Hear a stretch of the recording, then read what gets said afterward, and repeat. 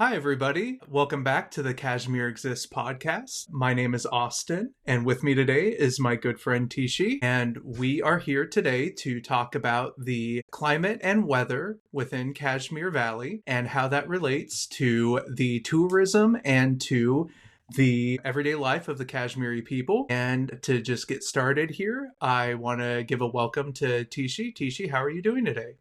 Hi, Austin. So great to be here with you. You and I had a podcast right at the beginning, back in those early Bronze Age times when we were doing it, Austin, we did it on Discord and it didn't turn out too well. So here we are now with more updated technology and we finally got to do a podcast again. And I'm really thrilled to be here with you. Thank you.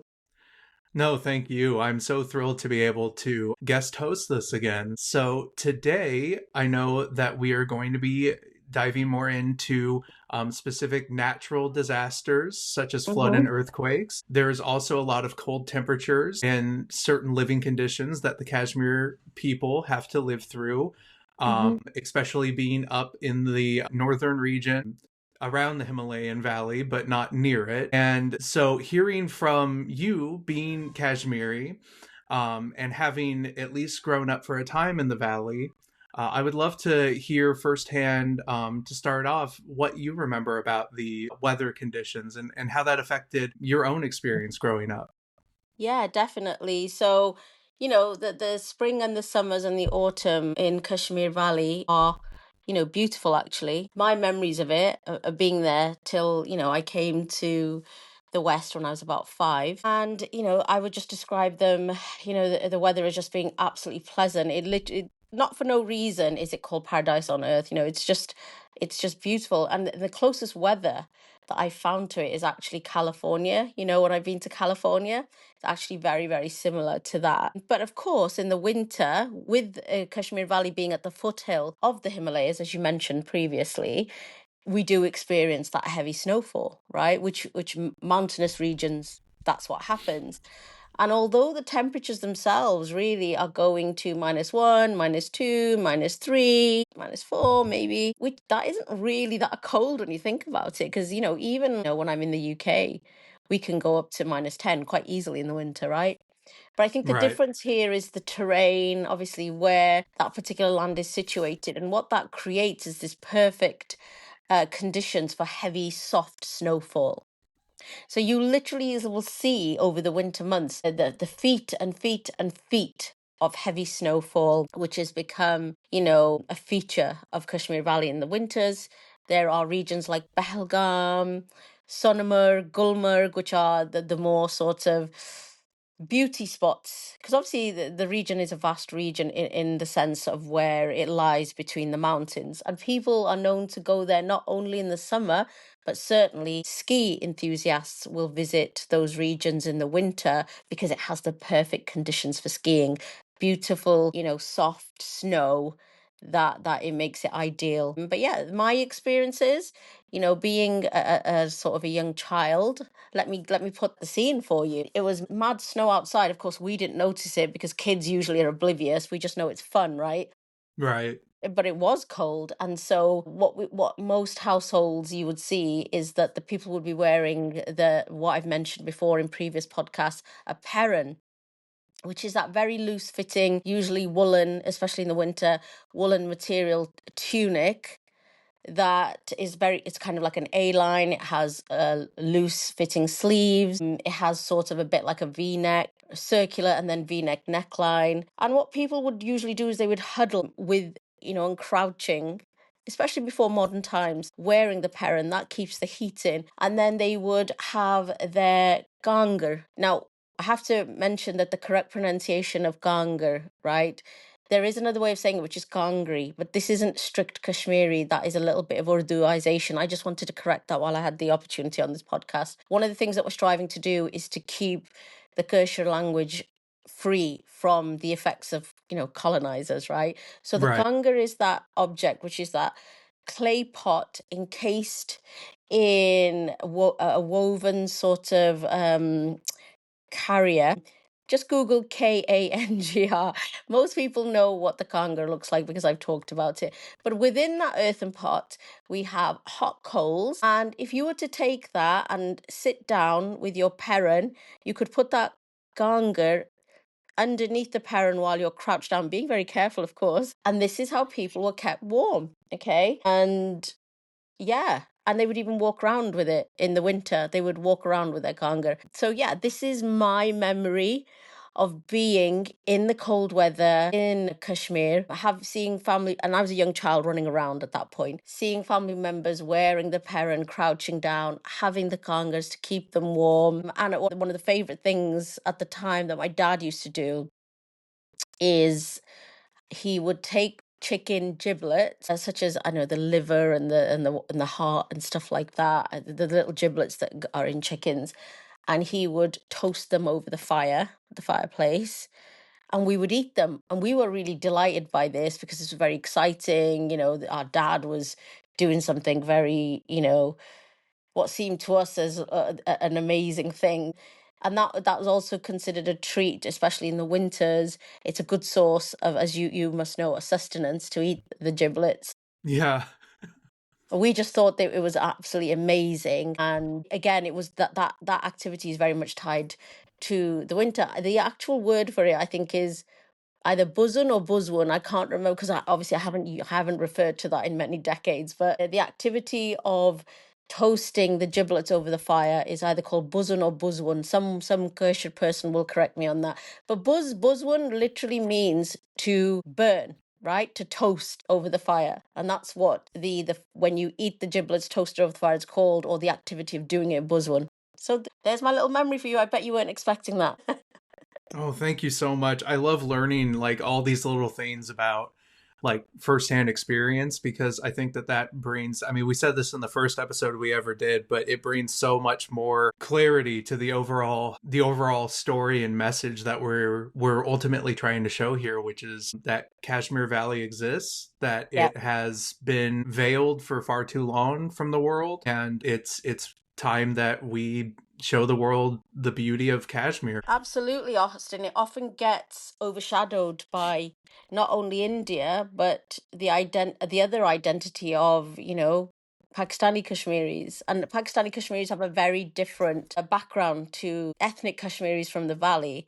So the things that I'm describing there, for example, wearing the perun, using the kangar, toasting the giblets, which is called buzwan, these are only happening in the valley. And it's important, like you said, to establish the identity of Kashmir people from the valley because that identity is the key to our survival, and it will help, stop the ensuing ethnic cleansing, which obviously the Indian government are in the midst of carrying out. Yeah, for sure. To keep on this idea of, I remember in the first episode we talked about the tourism aspect of Kashmir and how for so long Kashmir was seen as this destination to be visited. The valley being so beautiful with snowy mountains all around, as you've already described. Um, if you recall, can you kind of remember like how those winter months where there was the heavier snow, where there was, like it says here, Shopian was at negative 5.5 degrees Celsius? Mm-hmm. Like, if you remember, how were those conditions either beneficial to tourists or maybe kept tourists away during those months? Well, yeah, there's a fine line between enjoying the snow and it being dangerous. We all know this. Right. So, my experience of snowfall, luckily for me, any time that I've been to Kashmir have fallen within the normal range. However, it was in certain years, and it is yearly, is annually fatal, by the way, the snow. It does kill a number of people because the sheer volume of the snow, like I said, it will literally go into feet and feet and feet. And so the ones that have been, in my memory stick out that were reported, whether it's the news, whether it's social media, is houses that perhaps weren't that well constructed, let's say with weak infrastructure, with tin roofs, for example, succumbing to the great snowfalls where the snow would build up and might go to so many feet before the collective weight of that drift on the roof would then collapse the roof. and you would see whole roofs and even some houses collapsing under the sheer weight of the snow. So I think when you talk about area like Shopian, indeed it was minus 5.5, which, like I say, in the UK, we can go colder than that. However, you're talking about that unique situation where you have that type of snow and that volume of snow, which, it's not a common thing. Even in the UK, when we've had a lot of snow, it's been a very rare occurrence. Within the valley, this is absolutely common to find. So yeah, so in terms of like tourism, when you have this lovely soft snow, like I said before, it's perfect for the skiing. However, it can turn dangerous because at the point where it hardens and impacts, it can turn, into concrete. I think you've got the obvious risks of being stuck, immobile, electricity outages, which do happen quite frequently because this is a feature of what India does to Kashmir. There will be a tipping point then where it becomes a threat to life. So tourists would be well advised to go in the months where they will have the direction where it's perfect for skiing. Mm-hmm. But there are certainly going to be times within the Kashmir Valley region where, like most Kashmiris, we just stay indoors. We don't frolic in the snow, right? That's not something we do. We Right. stay indoors, we keep space. Going outside is very limited, and in certain situations it may only be the man in the house that goes outside. I do remember one year around 2012 where my grandmother had passed away, and the family obviously, attended the burial, and this was in feet and feet of snow. This was done because, this was something that needed to be done. And so going out of the normative actions of not going in the snow, I remember that, they were plowing through the snow to get to the cemetery, to pay last respects and to give her the send off. That's what you'd call an exception. Otherwise, you will not find the average Kashmir civilian, the average Kashmir person doing that. We do not go out in the snow when it's that crazy unless we absolutely have to. Yeah, I totally understand that. And it really shows like such a cultural difference because I'm in America, and here in America, in the United States, it's very common for like kids especially to like run out when there's a first snow. And even if there's a blizzard, people will be outside playing. It's just it's interesting because I love learning like the different Yeah, ways that how we're brought up, we interact with the natural world around us. It's so cool. yeah. And I think it's interesting too. You mentioned earlier that sometimes when there's really heavy snow, that some of the homes will cave in, like the roofs. Mm-hmm. And I know I've heard that the homes in Kashmir can be less insulated often. Is that like can that cause issue during the winter time, especially since electricity and Mm-hmm. the way that the occupation has kept electricity, they've gotten more control over those utilities in especially in recent years. Basically, how from the best of your memory do you remember that possibly being an issue growing up? It's funny that you are right in what you say. The houses are bricks and mortar usually. That's what you normally find. They're not insulated. You're entirely correct on that. I think with the roofs, that is something that is how wealthy you are, whether you can have a roof that can withstand weathers. Some people may not be able to afford it, and so some people in Kashmir might have tin roofs. Maybe some people don't want to spend the money. Maybe they can, but they just didn't want to spend the money and cut corners to make a tin roof. Not every house in Kashmir has a tin roof. It's either going to be due to lack of funds or because people were trying to cut corners. But those people, and I've seen three-story houses with tin roofs. I've seen houses, that if you think that they afford to make a three-story house, but then decided to skimp on the roof, they then coming unstuck in the heavy snowfall and the whole roof, if not the certainly the third and the second floor caving in. So they had to learn it the hard way, right? So in some ways, it is a matter of privilege. If you can afford a well constructed house, then you can withstand the heavy winters. But I would say that I can't think of any house that I personally know that is insulated. It's not. I think, if we're being real, Kashmiris are hardened to it. They are very kind of tough people, right? We're tough people. I mean, I didn't spend many winters there, but we just get on with it. Like, we put a big woolly perrin on, a kanga, and off we go. That's really how we sort of get on with it. We're quite tough. In the UK, there are northerners who say the same thing.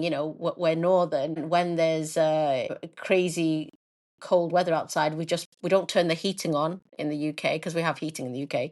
We just put a big jumper on. It's a similar mentality. So how does it affect us? I would say that the average person, we just get on with it. When it's not a big deal, it's cold, that's fine. I mean, me as a young child, I just ran around the house. There will have been young children that in the first bits of snow would have gone out and enjoyed it, but at the point where it starts to really stack up, everyone is kept indoors for safety. So yeah, that's really how the winters go over there. It is understood that there is going to be a period of at least a month where there's not going to be much mobility, and we're indoors, and that's how it goes. That's it. Yeah, that's incredible. And what I'm very thankful that you like opened up about that, because I think that's an issue that does lead into the occupation, because as they gain more control over things like utility, like the going in and out of resources, winters and such harsher conditions as this are only going to get worse. Um, and Absolutely. and so it's so imperative that we bring this up, especially when talking about things like natural disasters. Hmm. And I've also heard that there was a great flood in 2014, and that was like the last huge flood to affect the valley. Would you like to talk about that a little bit more? Yeah, I can tell you from my own point of view, I wasn't in the valley during that period. So I was in the UK, and it hit obviously all the headlines, it was in social media. It was quite terrifying. I'm going to go on record to say that, Kashmir Valley itself doesn't, this type of flooding that we're talking about in 2014 isn't commonplace. While there might be, drainage issues which may lead to certain banks, flooding or being compromised, this level of flooding we saw. Now, I did mention before that, it's quite normal in Kashmir to see 3-story tall buildings, right? Yeah. This is quite normal because people had large families. 3-story houses are perfectly commonplace in the valley. But what we were seeing, and I remember it was shown on the news and on social media, that the flood levels reached such crazy proportions that they were flooding right up and beyond the 3rd story. That is the extent to the flooding in 2014. So it was certainly, unusual. It was record breaking, certainly. We were just like, what the heck? Because I'd never seen the valley like this. It was actually, I think there were massive questions around how has this been allowed to happen? How did this even happen? I think the overall sort of accepted reasons are that because there is more industrialization, more buildings, the natural drainage of the land was compromised.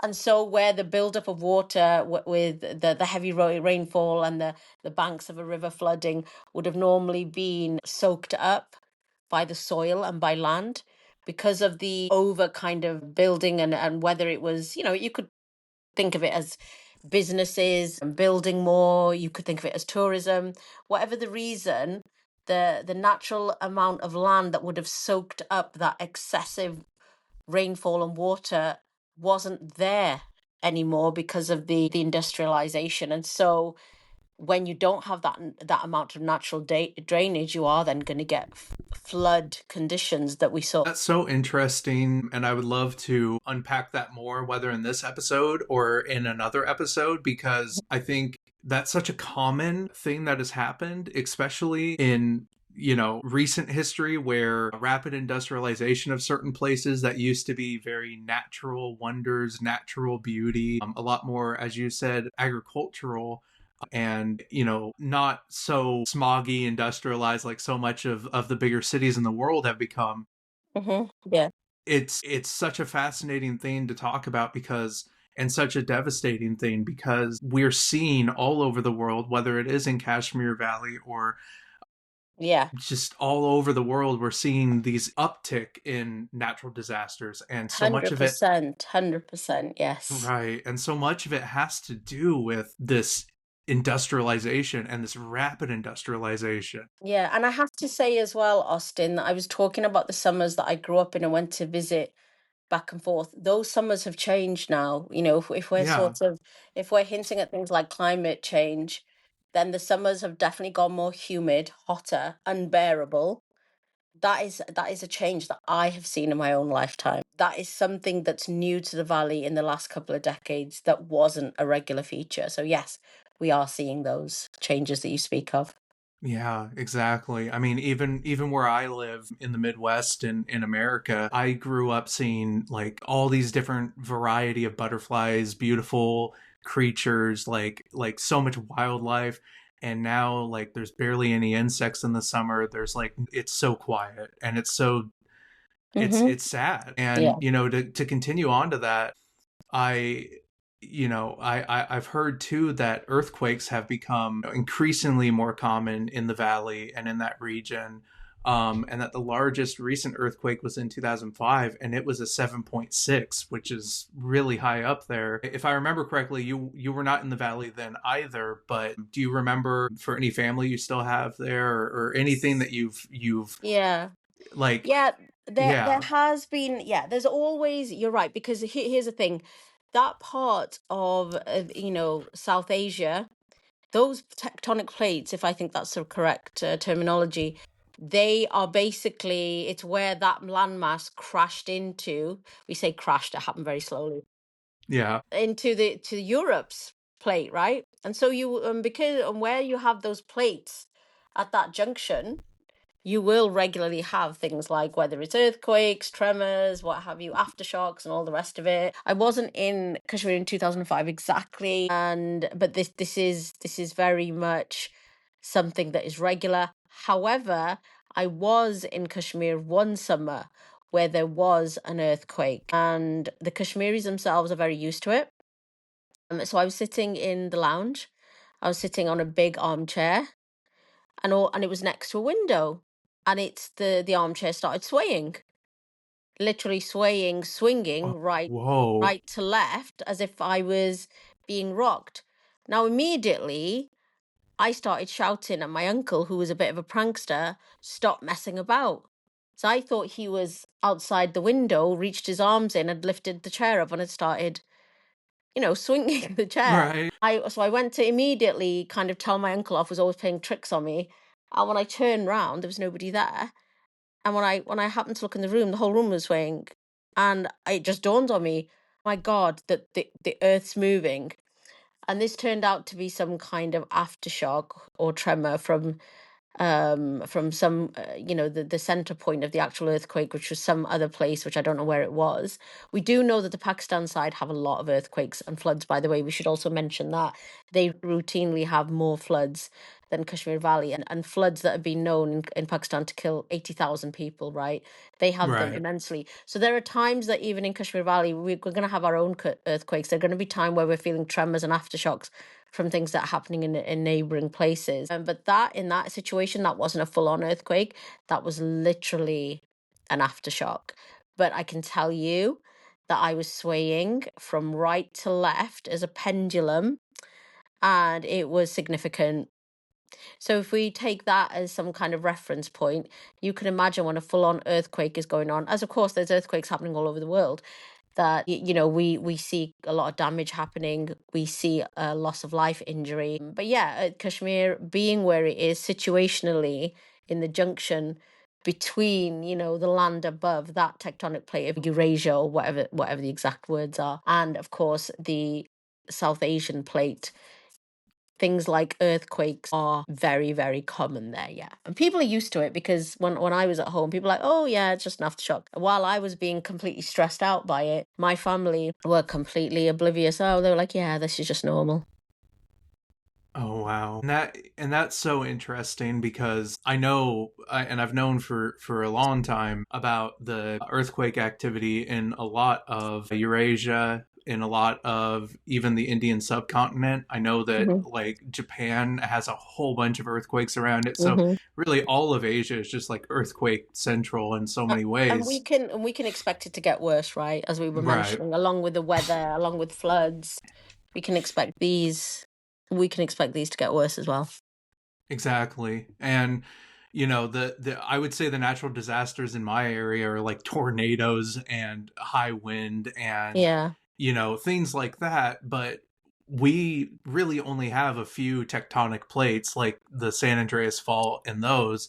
Besides that, there's like not that's not something that's super common here in America. So Mm-hmm. again, it's super fascinating to learn about the sort of disasters and things that other places are always on high alert of. Yeah.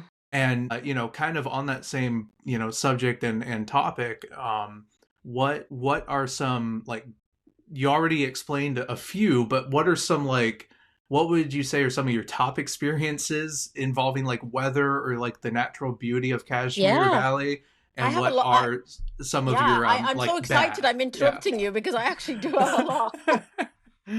No, So you're basic. okay. You're Thank you. So let's just go back. I did mention that a lot of people lose lives in Pakistan. In fact, in the 2005 earthquake that you were talking about in Kashmir Valley, so there were 1,360 people killed by the earthquake. There were 6,266 injured. That happened in the valley. What I would say is that, it doesn't in any way match up to the Pakistan figure, so they certainly suffer from it more. Nevertheless, it was a big deal, for the Kashmir Valley. Now, for me, in terms of weather, I love this question because one of the things that I noticed about hotter climates is how their insects are bigger, how their thunder and lightning is more audacious, right? And everything from the grass is bigger. Everything is just bigger because of the sun and the heat and what have you. So, yeah, I've been in Kashmir where, we've had, again, these crazy kind of freak thunder and lightning situations. The lightning was so intense if I compare it to how we see in the UK, for example. And I don't know how other, hotter areas in the world can also relate. But in the UK, we have regular, I would say, thunder and lightning. It's loud. It's in the sky. It's far away. It's you can look out the window. It's quite entertaining, and I love it personally. But when I've been in Kashmir and the thunder and lightning's been going off, it literally is coming into your living room. It feels like it's very close to you. The lightning is thick rods of lightning, not the skinny veins in the sky that we see in the UK. The lightning is quite wide looking. It comes down in that very sort of depiction of we have of a lightning rod. It fully touches whether it's houses, trees, and the ground. You feel like you're actually close up and personal to a lightning bolt. And again, the difference is when the lightning does strike, it is so bright, it illuminates everything. So, for example, if we're in the nighttime, you will literally feel like it's the day. That's how bright the lightning is. It lights up the entire outside in those few seconds that you feel it is daytime. That is how bright the lightning strike is. And again, it's kind of whimsical and funny to me because in one occasion, my parents were talking outside in the garden. I'm looking as the lightning's going off, the lightning striking around them, and they're just standing there talking, completely unmoved and unimpressed. Whereas I'm like freaking out, like, oh my God, did you see that? Again, my parents are completely used to it, and they don't bat an eyelid, they don't flinch. This is totally normal to them. The fact that the lightning could have reached them, it's as if, they're almost blasé about it. When I tell you that the lightning bolts were that close, that it felt like they were coming into the house almost. That's what they like. But I did also mention about the insects being bigger. The spiders are huge I'm comparing it to my experience of being in Europe. Each insect is massive, whether you're talking about an ant, you could be talking about any kind of insects. But I do remember one occasion where when my sister was in Kashmir, she chanced upon a scorpion in the bedroom and she let out a blood curdling scream because she'd probably never come face to face with the scorpion. So she was absolutely petrified. My mother ran in. Oh my gosh, what's going on? And my sister had covered the scorpion with a bowl. And she said, and she told my mother that there's a scorpion under the bowl. My mother thought she was being terrorized by some great monster because of how, how shrill my sister's reaction had been. Anyway, she lifted the bowl open and my mother just looked at the scorpion and she went, oh, that's nothing. And she duly kind of swatted it with her slipper and left. And my sister was just left watching her. Again, you have to understand about people in these sort of climates. And I can certainly speak about, the people in Kashmir. They're very blasé, they're very, yes, the flood, by the way, would have 100% shaken them. This was something that was completely, unknown to us. The heavy levels of snow, again, it's just something we're taking our stride. The insects, we don't get freaked out by insects. The lightning, we'll stand there while lightning is striking all around us. Not me personally, but I'm talking collectively.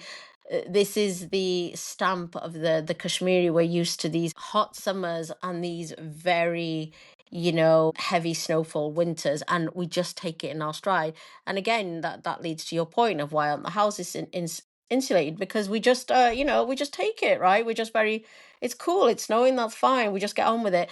This is the kind of attitude that I'm trying to convey that exists within the Kashmir minds, and this is how they are, and it's quite impressive. I quite like it. I've yet to get there because I spent a large portion of my adulthood in the West, and I think that's been bred out of me almost. But I personally find that quite impressive. I quite like that about Kashmiri people. We're quite resilient, really. That's incredible.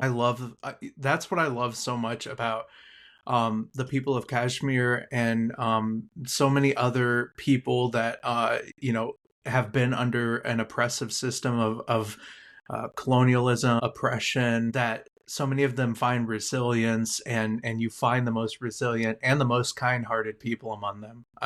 It shows so much beauty of humanity that yeah, I don't know how else to describe it than that. So Yeah, it is fascinating. And for anybody that wants to visit Kashmir, it is, a great place for tourists. Of course, if you visit in the summer months, you will just see the balmy scenes of Dal Lake. You can go up and go to other various. There's the Lalit Palace, which now has a different name, but it's always been known as Lalit Palace.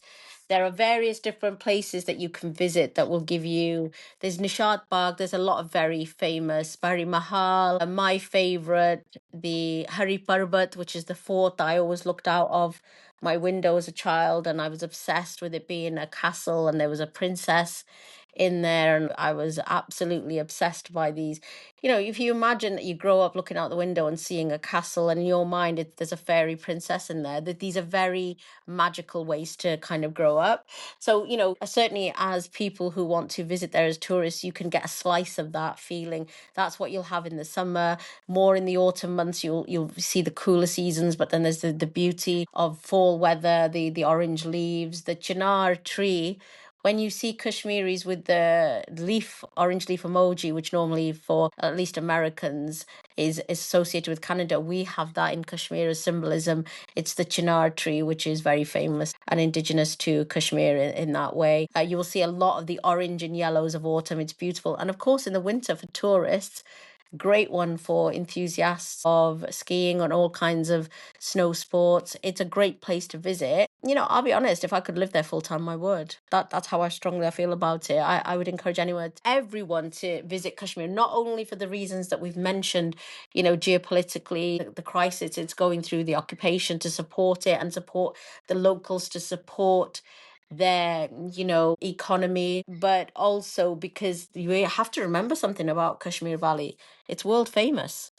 It's been given the title of paradise on earth. It was visited. My own family's garden that were open to tourists was visited by the likes of the Beatles in the 70s, by the likes of the Rolling Stones. Mick Jagger has been to our family's gardens and purchased scents from there. This is a world famous area, and it's because of the occupation. It's gone into a bit of not exactly decline, but obviously the tourism has decreased. That affects the locals, playing into the hands of the Indians. So I would encourage anyone to visit there. Tourists are treated so well.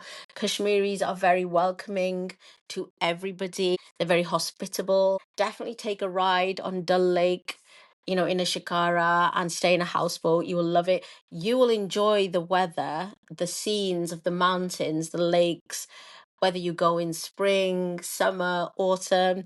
And if you want to enjoy Sonmarg, Gulmarg, Pahalgam, these are the places where people go to vacation all year round, but especially enjoy skiing in. This will be a great treat. And it's off the beaten track, right? It's not, the usual. It's somewhere different. And I think it's important for people to see Kashmir themselves and experience the weather and the climate. Hopefully you don't go in earthquake season or when the floods are hitting. Like I say, it's very unusual for the floods, but yeah, from my point of view, I would encourage people to visit Kashmir. It's an experience like nothing else. Well, and each episode that I listen to, each episode I get to guest host, I look forward to visiting more and more. So thank you so much for everything that you shared today, and it's been a pleasure. Absolutely. Thank you so much, Austin. It's been great, and look forward to speak soon. Bye bye. Bye.